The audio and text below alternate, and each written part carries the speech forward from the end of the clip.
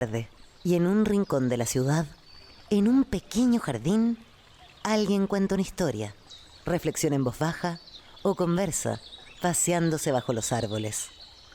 Es hora de volver a casa, bajar la velocidad y darle tiempo al tiempo. Christian Warnken nos abre la verja de su jardín para que respiremos aire puro y oxigenemos el espíritu. En Pauta, aquí comienza Desde el Jardín. Una presentación de AFP Habitat, presentes en tu presente, preocupados por tu futuro. Y Grupo Educar, construyendo el futuro de la educación técnico-profesional en Chile. Lo esencial de toda exploración será volver al propio jardín y ver las cosas por primera vez, decía el poeta T.S. Eliot. Muy buenas tardes, queridos radiovidentes que me escuchan en el norte, en la quinta región, en la región metropolitana, en el sur también. Yo soy Christian Warnken, el jardinero de este jardín, y voy paseando como todas las tardes, pisando las hojas del otoño, este otoño magnífico que de a poco empieza a manifestarse en la región metropolitana. No hay estación que ame más que el otoño, lo hemos comentado otras veces. Son exactamente las 7:01 de la tarde y nos predisponemos, ahí se escucha mi fiel chucao, pájaro compañero del sur, que está metido en un pequeño sotobosque de un pequeño bosquezuelo que tengo acá en el jardín. Hoy día vamos a conversar de un tema extremadamente interesante y preocupante. Un tema que me da la impresión que no se ha abordado suficientemente con la profundidad que implica y las dimensiones que implica. Vamos a hablar del problema, algunos dicen que es problema, algunos dicen que no es tan gran problema, de la dramática baja de natalidad en Chile. El nivel más bajo en fecundidad en relación a muchos otros países. Y también ello va a conllevar, además, a un país que va a envejecer, ¿no? Incluso hay un observatorio en la Católica de envejecimiento. Se creó un observatorio del envejecimiento por el aumento de la vejez. Personas mayores, adultas mayores, serán el grupo más numeroso en el año 2044. Eso significa que vamos a tener además efectos en salud, empleo, calidad de vida, pero no solo eso. Va a ser una sociedad de longevidad. Va a haber una tensión del mercado laboral, sistema sanitario, organización social. Pero también yo me pregunto, la baja natalidad, ¿qué país nos trae? No hay nada más triste desde mi punto de vista, aquí no hablo como experto, y no estoy emitiendo juicios a los que no tienen hijos, que un país donde uno ve pocos niños. A mí me llamaba la atención muchas veces Europa o Alemania, cuando uno iba con niños, la gente miraba con asombro si uno llegaba con 3, 4 niños. Y uno veía que había menos niños en las calles, menos niños en las plazas. Eso va marcando o dibujando una fisonomía, un tipo de vida, de comunidad, de país, etcétera. Bueno, de todos estos temas, estos dos temas que se cruzan, y que nos preocupan y que han generado discusiones, investigaciones, vamos a conversar con el decano de la Facultad de Medicina de la Universidad de los Andes. Él es médico cirujano con especialidad en obstetricia y ginecología. No solamente eso, obtuvo 2 premios muy importantes, maestro chileno de esas 2 disciplinas y también maestro latinoamericano. Enrique Oyarzún, esta tarde caminando conmigo aquí en este pequeño jardín al fin del mundo. Enrique, muy bienvenido al programa y al jardín. Un millón de gracias, Cristian, y buenas tardes a ti y buenas tardes a todos quienes nos escuchan. En realidad estoy feliz, te tengo que decir primero, estar acá porque escuché este programa mucho tiempo mientras andaba en el auto y nunca imaginé que ni soñé que iba a estar acá. Así que estoy como entretenido y como relajado. Así que, dicho eso, un millón de gracias. Pero qué bueno, Enrique, me alegra muchísimo lo que me dice. A ver, lo primero que te quiero preguntar es, tú has publicado unas columnas sobre este tema, que comentemos el tema de la baja natalidad en Chile, que lo analizamos desde un punto de vista médico, científico, desde un punto de vista estadístico. ¿Cuáles serían los elementos más importantes para ti a marcar y a poner atención? Sí, te puedo comentar algunas cosas generales y dime o pregúntame entre medio. Efectivamente, he enviado algunas columnas con la idea de favorecer que haya una reflexión general Mandé ahora una hace unos días atrás sobre el matrimonio para apoyar a Otto Der, pero todavía no lo han publicado. Ah, sí, hubo una polémica que incluso él estuvo todo aquí en el programa y marcó ese punto. Yo espero que le publiquen, que me publiquen algo que escribí apoyándolo, porque hay mucha evidencia a favor, a pesar de que hubo un debate y lo enfrentaron varios especialistas, pero recordemos, hagamos un paréntesis, pero interesante porque Otto Der planteaba, estábamos hablando del tema de la violencia, el aumento de la violencia escolar, etcétera, que se demostraba que ahí donde había caída de la maternidad, debilitamiento de la familia, en esos países aumentaba proporcionalmente la violencia. O sea que Otto Der no estaba tan descaminado. Para nada. Doctor, a ver. Y yo te puedo aportar argumentos y referencias para eso. Mira, déjame contestarte primero lo de la natalidad. Obvio. Efectivamente, Chile ha vivido una experiencia que es casi única en el mundo por el calibre de disminución que ha tenido el número de nacimientos. Y lo otro que se ha destacado en muchos sitios por la velocidad con que ese cambio se produjo. El año 1990 en Chile hubo algo más de 300.000 nacidos vivos en el año. El año pasado hubo, por otra parte, 146.000 nacimientos. De hecho, casi el mismo número de fallecimientos en el año. Y el año pasado, que ya se venía aproximando, Chile logró una cifra menor a un hijo por familia o por mujer. Si uno compara esto con otros países, siempre nos encanta compararnos con la OCDE u otros países. ¿Cómo estamos?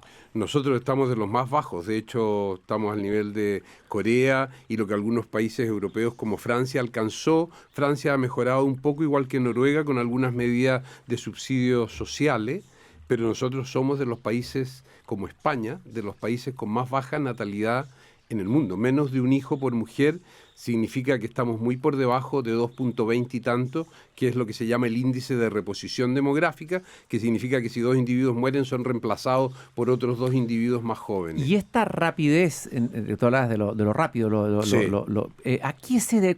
¿Hay una causa cultural o son varias causas multicausal? ¿Qué explica esta baja la natalidad tan abrupta, tan potente? Sí, yo creo que hay hartas causas que tienen que ver, en cierto modo, probablemente con lo que vivió Chile como desarrollándose en algunas décadas en lo económico, porque ves que el desarrollo económico favoreció que más mujeres accedieran a la anticoncepción artificial. Por lo tanto, los nacimientos que antes obligaban a que la mujer estuviera en la casa cuidando el hogar y además cuidando a los hijos cuya venida no era predecible porque venían en cualquier momento. La anticoncepción hizo que la mujer pudiera tomar el control de la natalidad en cierta manera y pudiera optar por tener o no tener hijos. Lo segundo, que de la mano con el desarrollo eso favoreció que la mujer accediera a la educación de niveles superiores y que se viera obligado, mucho más que el hombre que estaba restringido a su trabajo, se viera obligada a compartir su día con el marido, con la casa, con los hijos y con el trabajo, donde se le exigía o se le exige lo mismo que a los varones. O sea, un estrés emocional, un estrés... Total.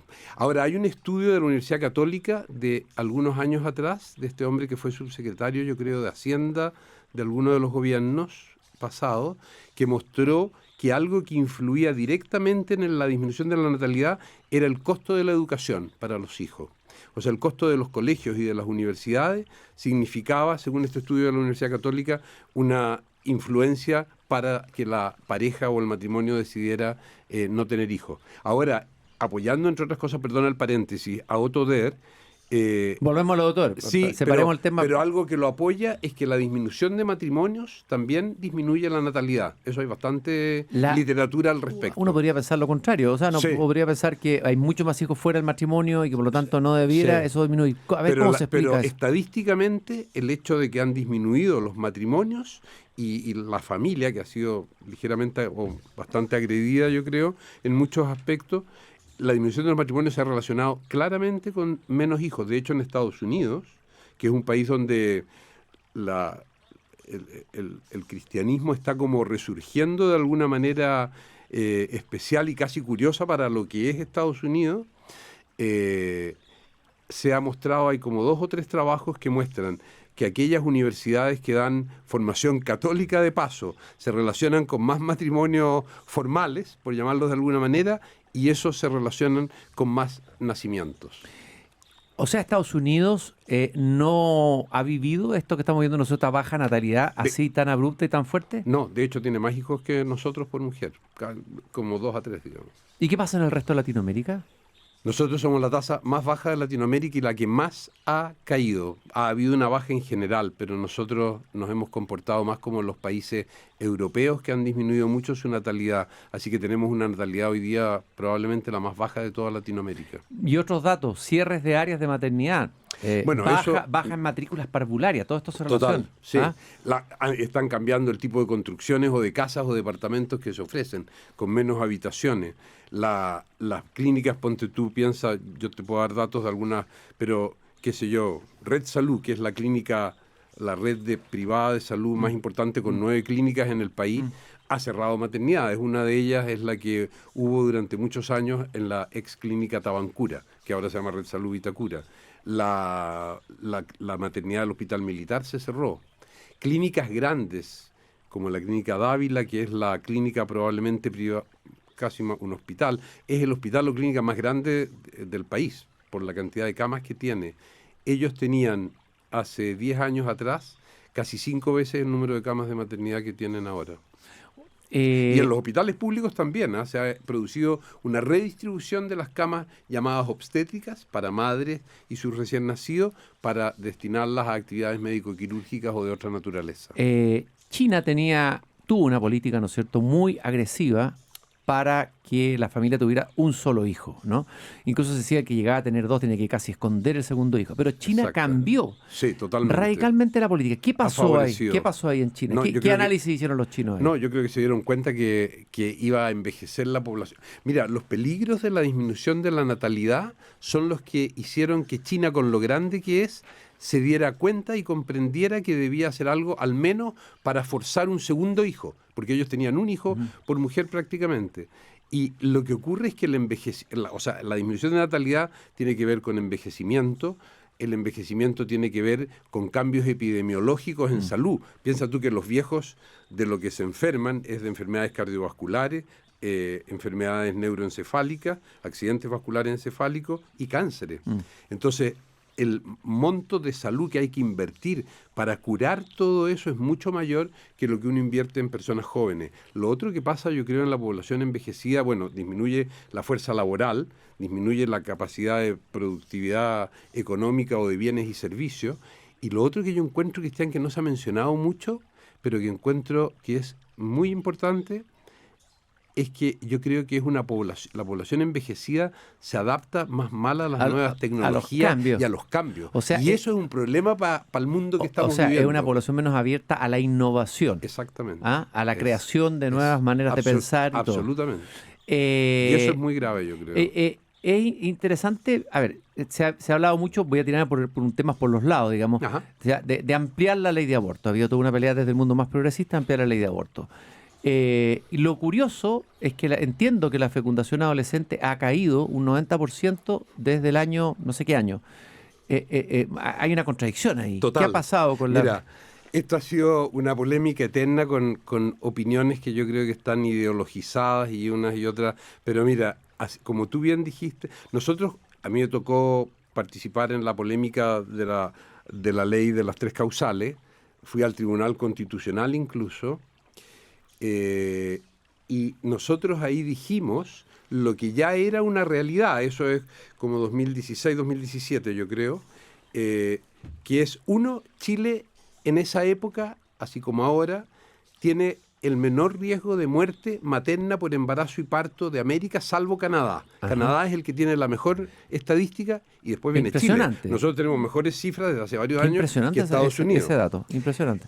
En segundo lugar, nuestra tasa de mortalidad en la época que se aprobó la ley de 3 causales por aborto, nosotros teníamos menos muertes por aborto materno de mujeres que la que tenía Estados Unidos, que era el país con aborto legalizado que mostraba que tenía las menores cifras de mortalidad por aborto. Chile, sin ley de aborto, tenía menos muertes por aborto que Estados Unidos. Y lo tercero es que lo que tú mencionaste, que los embarazos en adolescentes, que siempre se esgrimió como una razón más para favorecer el aborto, porque era un embarazo no deseado, no esperado, en fin, ya estaba en caída libre total por la disponibilidad de anticoncepción que existe en los consultorios públicos. O sea, ¿este sería un caso de dato mata relato? Yo creo, totalmente. ¿Ah? Totalmente. Ya, ahora vamos a ver las consecuencias de una población envejecida, de una disminución de la natalidad. Pero algunos dicen, he escuchado a algunos decir, incluso algunos entrevistados que han pasado por el programa, decir, no es tan dramático, algunos economistas, que el país envejezca, no es tan dramático que no nazcan nuevos niños y empiezan a arguir algunas argumentaciones económicas. Tenemos que acostumbrarnos a lo mejor a ser un país con menos nuevos habitantes, un país que envejece, pero un país que puede dar ejemplo a algunos países que han funcionado así. ¿Qué piensas tú de eso? No pienso que necesitamos niños y jóvenes. Yo creo que es algo que tú mencionaste al inicio. Uno cuando ve, a veces uno en la casa, yo ahora que tengo algunos nietos que dan vuelta, de repente uno pudiera querer que el bullicio o ciertos gritos cambiaran, pero tú cuando estás en un ambiente con niños, o sea, en general lo que ves risa, ves alegría, o sea, ves vida que nace y que se desarrolla y crece.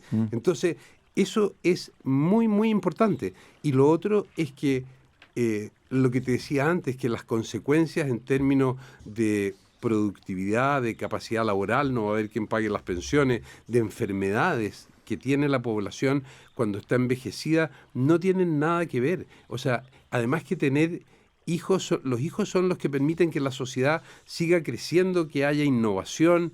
No, yo creo que el mundo es distinto completamente. Sería como un mundo casi orwelliano si no hubiera... ¿Algo de eso le ha pasado a Europa o no? Que una Europa que ha envejecido en todo sentido, digamos, no solo... Total. Nosotros, de hecho, nosotros, ponte tú, cuando andábamos o cuando estábamos fuera de Chile estudiando con 3 hijos en la época, la gente nos miraba raro de todas maneras, porque a lo más tenían 1 o 2, digamos. A ver, partiendo, si suscribimos la hipótesis que tú estás defendiendo aquí en el programa, de que un país más sano, más vigoroso, con innovación, con más futuro, es un país que tiene mejores tasas de natalidad que las que estamos teniendo ahora. Ya, si partimos de eso, ¿qué se puede hacer? Porque pareciera que esto no es muy difícil de revertir, la cifra, la tendencia que tú estás dando. Además que esto se junta además con elementos culturales, ha cambiado culturalmente Totalmente el país. Las nuevas generaciones tienen miradas distintas de lo que es la pareja, de lo que es hacer familia, no hacer familia. Algunos dicen que hay mayor individualismo o mayor hedonismo, es decir, privilegiar la propia felicidad a la de otros, pero también otros dicen, bueno, las sociedades van cambiando, los valores van cambiando y por lo tanto hay otras opciones primero, viajar, estudiar, prepararse y después esperar los hijos, incluso empezar a tener hijos a edades más tardías.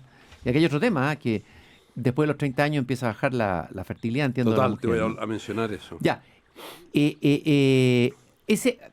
Antes de preguntarte por lo que te iba a preguntar primero, el contexto cultural, el cambio cultural que ha tenido el país, que ha sido parte de esta modernidad que trajo el desarrollo económico y todo, eso... Yo creo que es muy fuerte. Mira, casi podría darte algunos ejemplos que no quiero porque después me puedo recibir ataques en otras partes. Pero el público del jardín es muy amable, los radiovidentes hemos aprendido a discrepar sin tirarnos nada por la cabeza. Yo llevo bastante tiempo siendo ginecobstetra.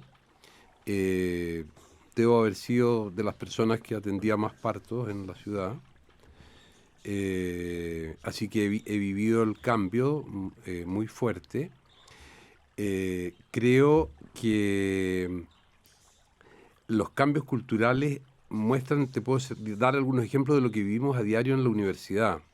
Yo creo que hay hartas cosas que son distintas a la época que yo estudié. Por ejemplo, frecuentemente ahora los alumnos de la universidad son acompañados por los papás para una serie de instancias. Mis papás, yo creo que fueron a la graduación mía. Si es que, o sea, ahora es muy distinto. Lo segundo, los problemas de salud mental, Cristian, son tremendos. Nosotros en la Universidad de los Andes estamos preocupados de eso, a pesar de que tenemos quizás probablemente menos problemas que otras instituciones, pero queremos partir el próximo año con el programa de formación en psiquiatría infantil porque creemos que eso es una necesidad país, así que estamos avanzando en eso. Pero los temas de salud mental son muy fuertes y tú los vives a diario, literalmente a diario, de menor o mayor gravedad. Y como te digo, nosotros, de lo que yo hablo con otros decanos y con otra gente de otras instituciones, nosotros tenemos una frecuencia bastante menor. Lo tercero, ponte tú, es que las prioridades que tú mencionaste al pasar son claramente distintas. Nosotros, mi generación, y haciendo la formación en medicina y después en la especialidad, tú dormías poco, era literalmente 24/7 tu labor y vivías para tu trabajo y estabas disponible 100%. Ahora tú te encuentras, te voy a poner algunos ejemplos que te pueden parecer para motivo de risa, pero que son genuinos, es que la gente, ponte tú, te dice tú, por ejemplo, si tú estabas en una cirugía participando, te quedabas hasta que terminaba una cirugía por solo mirando, a veces hasta altas horas de la noche si se alargaba. Ahora los estudiantes en general se retiran a cierta hora. O te dicen, tengo que ir a clase de no sé qué. Y esto pasa en todas partes, porque yo tengo una hija en España, ponte tú, que sus alumnas de psicología, del magíster, o sea, son de un grado superior académico, y le dicen, mire profesora, se me juntaron 2 bautizos o un matrimonio, entonces no voy a poder dar la prueba o tengo que cambiar la semana de actividad. O sea, una cuestión que si mi generación hacía eso, te echaban, digamos. Así que sí, hay un cambio importante. ¿Qué cosas influirían o deberían influir positivamente y que cito de nuevo a Autoder en eso, o que me lo recuerda? Es la familia, Cristian. Yo creo que, y en eso el matrimonio influye, es la educación. Yo creo que algo que ha pasado en Chile en los últimos años, en las últimas décadas, se han desarrollado fuertemente las universidades. Medicina, piensa tú, cuando yo estudié había 8 escuelas de medicina en el país. Actualmente hay más de 26 facultades de medicina y alrededor de 44, 45 escuelas de medicina, porque algunas facultades tienen varias escuelas en distintos sitios del país. Así que la cantidad de médicos que se está formando es alta. Casi 3.000 cada año en los últimos años. Entonces, yo creo que lo que se ha dejado de lado un poco es la contraparte del desarrollo de las universidades y que han permitido lo que Ricardo Lagos citaba siempre, que ahora había un porcentaje importante de alumnos que era primera generación en la universidad, pero la contraparte es que la educación, encuentro yo, básica, primaria, secundaria, ha sido muy dejada de lado, me parece. Y hay mucha responsabilidad que yo creo que tienen los padres y el núcleo familiar, y que eso ha sido dejado de lado. O sea, cuando tú ves, ponte tú, en colegios buenos, que de repente hay un niño de 10 años que te dice una cantidad de garabatos en un cumpleaños impresionante, o que trata mal a la persona que lo invitó, no sé. Eso tiene que haberlo aprendido en la casa, o sea, no es posible. O las pantallas, que eso sí que coincido, yo eso te puedo transmitir también. Yo he visto niños que no han visto pantalla hasta los 8, 9, 10 años. Te tengo que decir que son radicalmente diferentes a los que tuvieron acceso a pantallas de todo tipo. Estamos caminando en el jardín con Enrique Oyarzún, decano de Medicina de la Universidad de los Andes. Estamos comentando el tema de la abrupta disminución de la natalidad, la tendencia de la natalidad en Chile, el envejecimiento, de eso hemos hablado poco. Bueno, alguien podría decir, hay nuevas maneras de tener hijos. Está la famosa gestación subrogada, sí, la ovodonación, el trasplante uterino. ¿Qué piensas tú de todo aquello? Uno podría decir, si disminuye la natalidad, habría que fomentar aquello. Sí, mira, a mí lo que me pasa con eso es que de partida también tiene que ver con educación. Uno debiera enseñarle a los jóvenes, a las personas, que hay una edad ideal para embarazarse, que es entre los 20 y los 35 años de edad.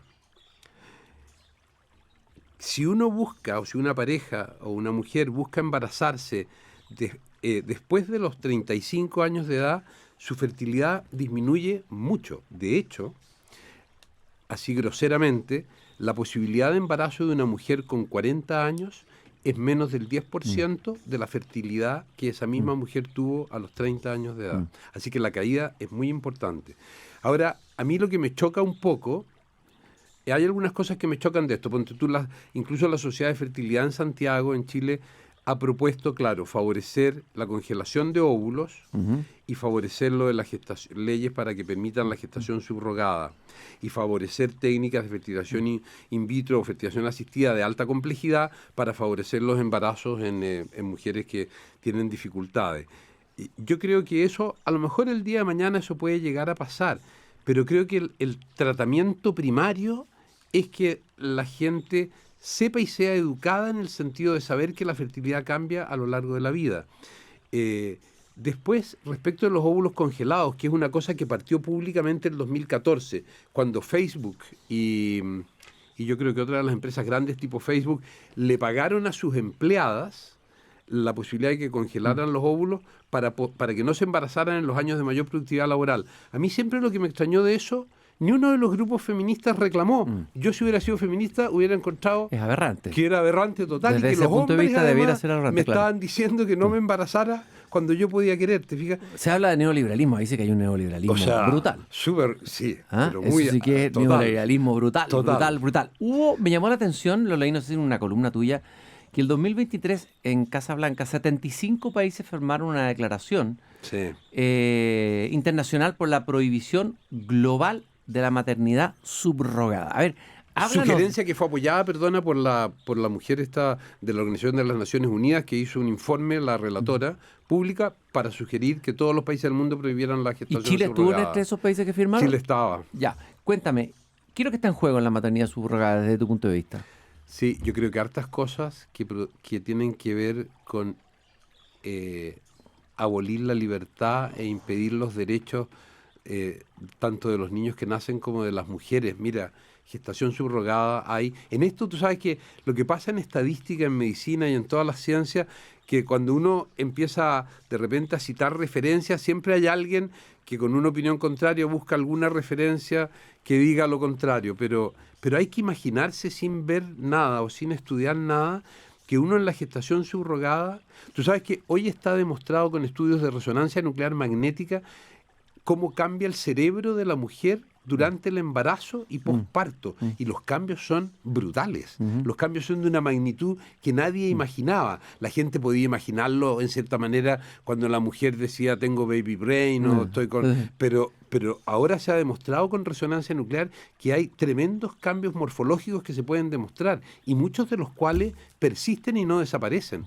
Entonces, uno cuando le pide una... De partida hay que reconocer, que es lo que no se ha reconocido universalmente, que la gente busca en general. Puede haber excepciones a esto, hay cosas de amistad, de afecto profundo entre parientes, pero en la práctica, en la mayoría de los países, cuando se desarrolla la gestación subrogada, se buscan países subdesarrollados y donde se le ofrece dinero a mujeres que van a ver bienvenido ese dinero para soportar un nuevo embarazo. Pero esa mujer lo hace a cambio de todo lo que significa los cambios de todo tipo que vive en el embarazo y además a un apego emocional que se ha demostrado que existe. Y por eso es que se han creado algunos problemas y hay problemas también psicológicos descritos en el seguimiento de algunas mujeres. Enrique, bueno, el tema es apasionante, habría dado para una caminata mucho más larga, pero te invitaremos nuevamente al jardín a seguir conversando. Enrique Oyarzún, decano de la Universidad de los Andes. Pero yo te pregunté al comienzo, te esbocé por ahí, ¿cómo revertir esto? Pareciera irreversible esta tendencia. ¿Tú dónde pondrías el foco, digamos, si pudieras tomar medidas, Sí. fueras ministro de salud o pudieras asesorar a un ministro de salud? No, yo te voy a decir porque ¿Dónde tú pondrías tengo el una foco? opinión Sí. así como firme al respecto. Creo, hay que decir que todas las medidas que se han tomado de índole de subvención, de sala cuna, de más licencia, más sueldo no sé qué, todo eso ha aumentado en Francia, Noruega y en algunos países muy poco el número de hijos. Yo creo, en segundo lugar, y para contestarte directo a la pregunta, que la solución está en la educación y en la familia, en la educación primaria. Si los niños que crecen, si tus hijos han visto a ti y a tu señora, a la mamá, a Daniela, que han crecido y han visto a la familia, Danitza, Sí. unida, y han crecido con ustedes y viendo cómo se comporta como núcleo familiar. Y en el colegio además les hablan de biología y cosas, pero tienen una buena idea de lo que es una familia y de cómo son la relación con los hermanos. Yo creo que eso es lo que produciría un cambio cultural. No creo que de otra manera el cambio sea posible. Enrique, hoy día es 21 de abril y el 21 de abril de 1910 fallecía el gran escritor norteamericano Mark Twain. Quiero recordarlo hoy día, siempre recuerdo a los escritores que fallecen o nacen en la fecha que estamos en el programa. Él es autor de libros emblemáticos, Las aventuras de Tom Sawyer, pero particularmente quiero recomendar un libro quizás menos leído de él, que es Las aventuras de Huckleberry Finn.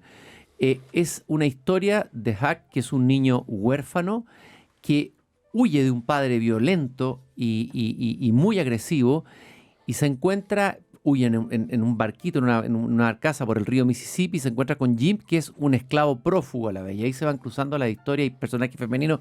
Es un libro, es una de las novelas más bellas, encuentro yo, de la literatura norteamericana.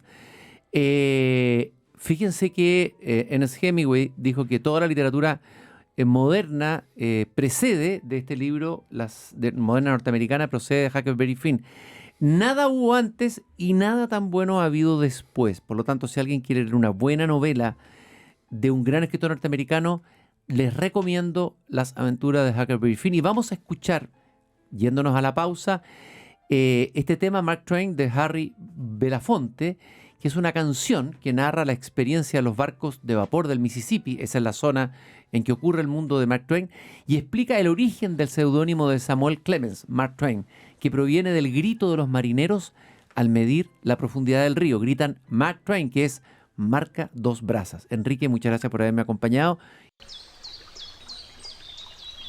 Ya estamos de regreso con Cristian Barken directamente desde el jardín, en Radio Pauta 100.5. Seguimos caminando esta tarde de martes 21 de abril en Desde el Jardín. Recordarles que nos acompaña Grupo Educar. Grupo Educar, construyendo el futuro de la educación técnico-profesional en Chile. Conoce más sobre nuestro trabajo en grupoeducar.cl.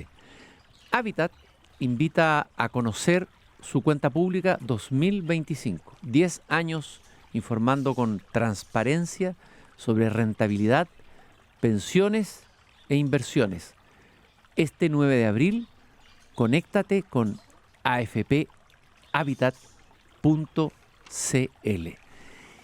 Estábamos conversando un tema muy importante que tiene que ver con miradas distintas de sociedad, miradas distintas de futuro, un país, miradas distintas. Y es el tema de la natalidad y el envejecimiento en la población. A ver, las cifras, lo conversábamos con el doctor, que era nuestro anterior invitado, el decano de la Facultad de Medicina de la Universidad de los Andes, las cifras tanto de descenso de la natalidad como de envejecimiento son impresionantes. Chile enfrenta un envejecimiento récord, ¿no? Lo que yo decía, las personas mayores serán el grupo más numeroso del año 2024. Y decíamos que esto puede tener efectos de salud, en empleo, en calidad de vida. Tanto es que se habla de una sociedad de la longevidad, ¿no? Y esto tensiona el mercado laboral, el sistema sanitario, la organización social, sobre todo pensando que con la cantidad de población más adulta mayor que tenemos en Chile, ¿cuánta de esa está realmente cuidada? Hay un tema muy profundo, muy potente, del que se habla poco, que es la soledad no deseada. Un 49,2% de esa población de adultos mayores se siente sola. Un 30% está aislada socialmente, o sea, viviendo una extrema soledad. O sea, tenemos aquí un drama social y humano gigantesco de gente mayor sola, ¿no? Sumergida en una soledad abismal, diría yo, brutal. Bueno, ¿cómo no se han hecho más películas o no hay novelas? Hay una materia para la literatura, para nuestros cineastas, ¿no es cierto? Bueno, El Agente Topo fue un intento de mostrar la realidad de los asilos de ancianos, fue un intento extraordinario de la cineasta Maite Alberdi, que ha estado aquí en el jardín. Pero creo que nos falta pensar mucho más en esto, porque esto es ha sido extremadamente vertiginoso, ¿no? Estas dos curvas, la baja brutal en natalidad, porque es brutal en comparación a otros países, incluidos países de la OCDE, y un envejecimiento vertiginoso y un aumento además de la expectativa de vida. La pregunta es, obviamente que es mejor vivir más que lo que vivían nuestros antepasados, que tenían expectativas de vida cortas, nuestros padres, 50, 60 años, incluso antes era mucho más baja. Pero ¿tiene sentido vivir más si no se va a vivir una calidad de vida en ese excedente que debiéramos celebrar? ¿Qué sentido tiene tener ancianos que están enfermos o con enfermedades mentales o con Alzheimer, etcétera? ¿Y qué tiene cómo nos preparamos realmente para tener un país envejecido si es que hoy día no nos la podemos con lo que ocurre en la población? Bueno, es un tema tremendo y me recordó una novela impresionante de Adolfo Bioy Casares que se llama La Guerra del Cerdo, una novela poco comentada de este gran escritor argentino, compañero de Jorge Luis Borges. Tuve la suerte de entrevistarlo hace muchos años en mi programa, ya desaparecido de la televisión, La Belleza de Pensar. Un príncipe de Adolfo Bioy Casares, un gran narrador, que un poco ensombrecido y por Borges empezó injusto y se están reeditando su libro hoy día en Argentina. La Guerra del Cerdo. Y me acuerdo que en esta novela, en un barrio de Buenos Aires, no sé, creo que era Palermo, los jóvenes salen a matar ancianos en la ciudad. Es una imagen apocalíptica, es una distopía, pero tal vez algo va preparando de lo que va a pasar con una población envejecida, una minoría joven. Esa población además va a tener un poder importantísimo porque gran parte de los votantes van a ser personas sobre 65 años de edad. En fin, y todos los temas que conversábamos antes en el bloque anterior con el decano de medicina. Ahora vamos a hacer un giro aquí en el jardín y vamos a conversar de música. Y vamos a hablar de un acontecimiento, podríamos decir, en el ámbito de la música nacional. Me refiero al primer álbum con el elenco histórico después de 30 años del grupo chileno Los Tres. Con un álbum que uno lee y ve puras letras, dice XCLNT. En realidad es excelente.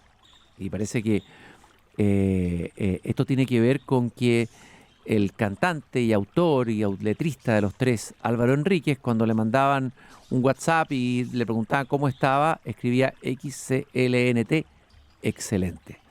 Un disco que además se ha grabado en unos estudios en Londres y que vale la pena comentar. Yo creo que es un acontecimiento musical y por eso vamos a conversar aquí en el jardín con Claudio Vergara, que es editor de culto de La Tercera.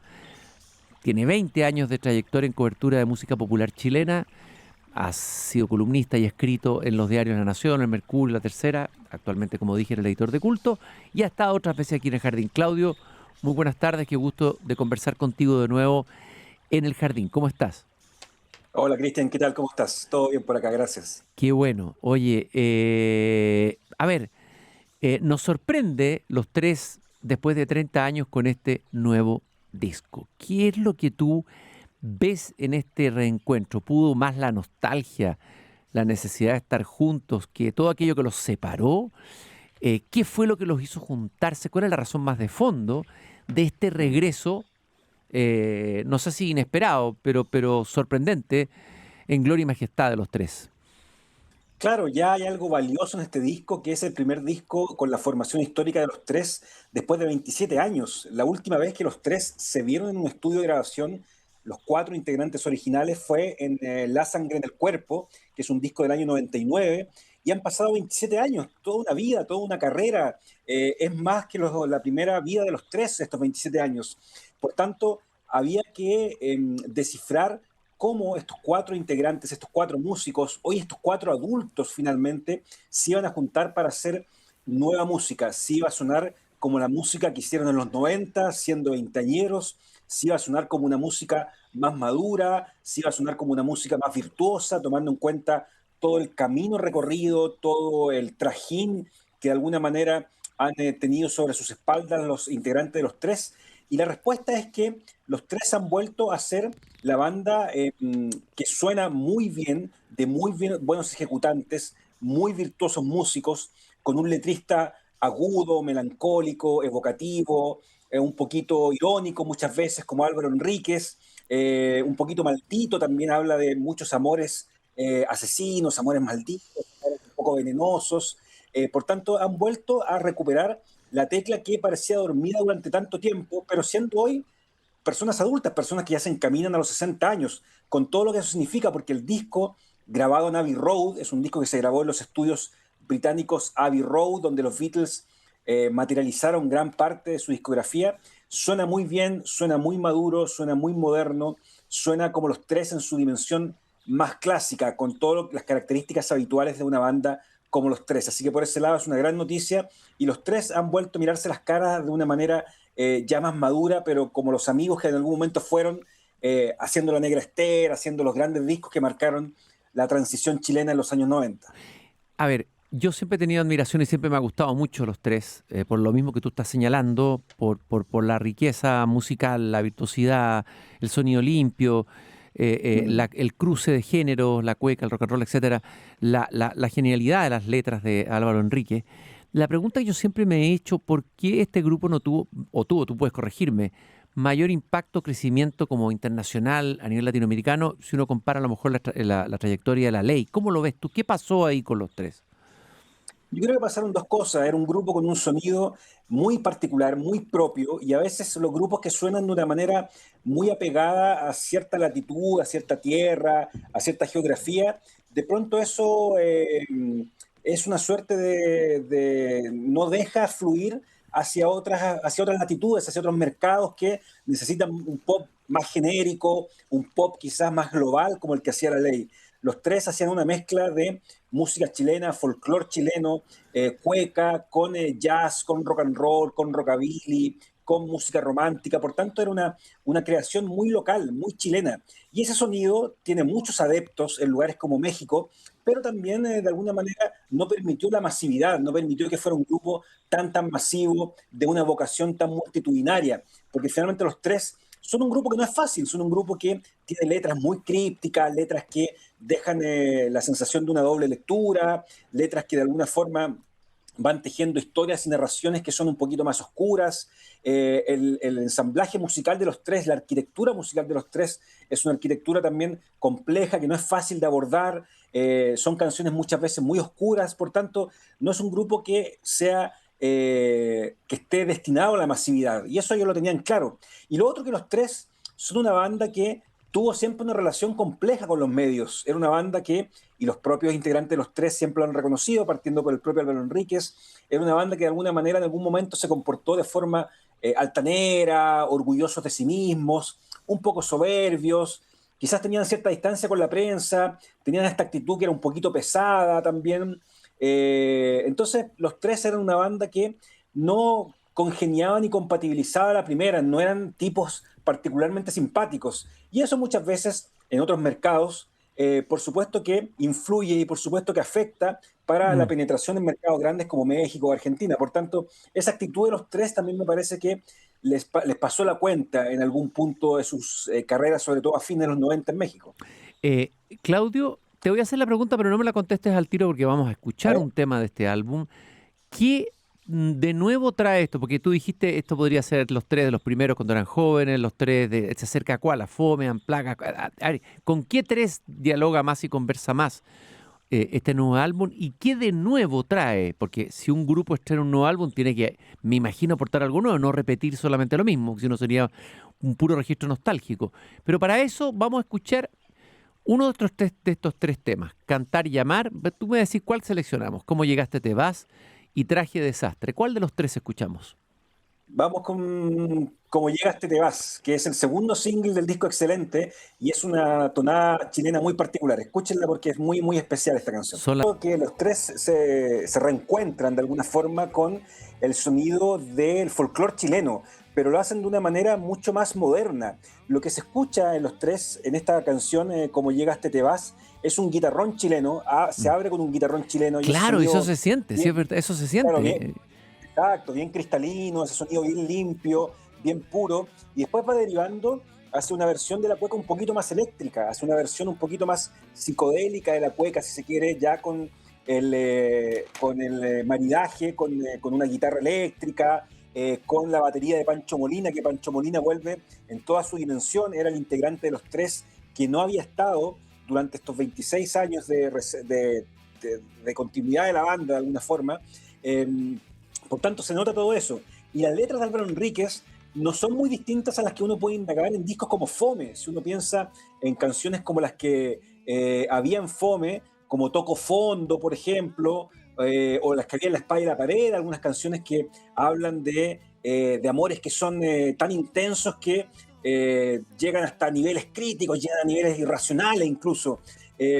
Por tanto, Álvaro Enríquez de alguna forma configura y diseña nuevamente esa figura del amor como algo extremo, del amor como algo incluso hasta que puedes llegar a ser asesino.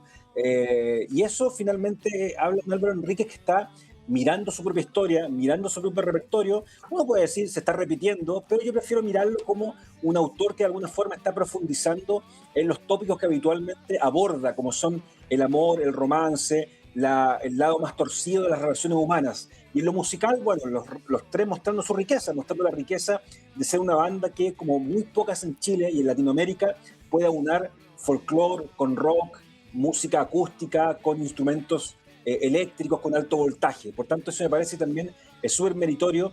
Y ahí, más allá de haber algo nuevo, es algo que se profundiza en la historia de los tres. Es algo que ya hemos visto en otros discos de los tres, pero que acá se profundiza, que acá tiene un nuevo aire y una nueva lectura mucho más interesante. En la entrevista que tú le hiciste, entiendo, Claudio, en la tercera, Sí. a los tres, Álvaro Enríquez dice, primero dice fue como haber ganado una batalla, pero luego lo dice, fue como haber ganado una guerra publicar este álbum. A ver, ¿cómo lo interpretas tú eso? ¿Cuál fue la guerra aquí? Bueno, yo creo que los tres, y ellos lo dicen en esa entrevista, no son seres humanos muy fáciles. Ellos, por supuesto que ya son adultos. Me imagino que ponerse de acuerdo después de tanto tiempo para cualquier grupo humano no es fácil. Ponerse de acuerdo en cómo trabajar, en qué aporta cada uno, en qué contribuye cada uno a las letras, a la música, a la grabación. Me parece que no es fácil eso, no lo sería para ningún grupo humano, menos para un grupo cuyos integrantes son figuras públicas y son tipos en los cuales recae una expectativa gigantesca como es volver con un nuevo disco después de tanto tiempo. Por tanto, me parece que la primera batalla que ellos ganaron es una batalla que tiene que ver con ellos mismos como sacar un disco adelante pese a sus diferencias, pese a sus distintos criterios, pese al bagaje artístico que ellos tienen, pese a los distintos mundos de los que vienen. Haber sacado un disco, pese a toda esa clase de distancia, me parece es súper meritorio, y haber sacado un muy buen disco como es excelente, es haber ganado esta batalla, es haber ganado esta guerra, que es la que de alguna forma usa como metáfora Álvaro Enríquez. Bueno, Francisco Molina dice, por más que traté de no ser los tres todos estos años, incluso se trató de desinvisibilizar, digamos, que no lo reconocieran donde estaba haciendo su carrera en Estados Unidos, nunca pude dejar de ser los tres. Yo imagino que para McCartney, para los Beatles, lo mismo, ¿no es cierto? ¿Cómo dejar de ser los Beatles? Que es difícil. Te propongo, en los minutos que nos quedan, escuchar otro tema. ¿Qué te parece, Traje Desastre o Cómo Llegaste Te Vas? ¿Prefiere, Claudio, escuchar? No, el primero que Cantar y Amar. Cantar y Amar, ese, sí. Vamos a escuchar Cantar y Amar. Estamos hablando del último álbum con el elenco histórico después de 30 años de los tres. Excelente. Tiene un poquito más de chispa y abre un camino no tan tortuoso como otras letras del propio compositor. De todas maneras, me quedo con ese verso, sorprendido de estar en este planeta. Después de mirar las imágenes que mandaron los astronautas, es un llamado a todos nosotros. Y lo que tú dices, Álvaro Enrique hizo un descenso, ¿no? Una verdadera cataba, así como se dice en griego, un descenso al abismo. Y salió como un Orfeo, así como Orfeo salió del país de la muerte. Claro que no pudo recuperar Eurídice, alguno de sus amores malditos y asesinos, como dice él.